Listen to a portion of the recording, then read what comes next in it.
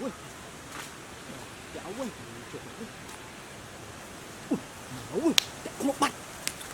một bạch mà ui mình chụp ấy với cua vậy nè mà đàn chưa này này chẳng còn nè mà mình chụp đấy với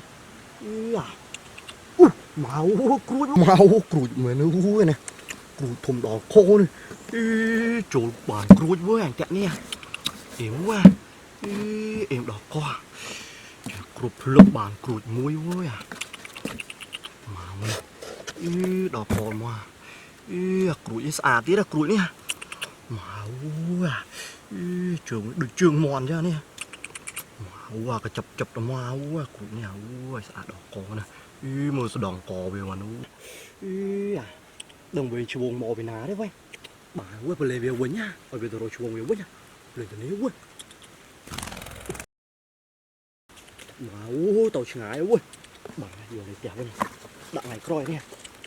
mình chọn liêu quên mò mình cái tàu không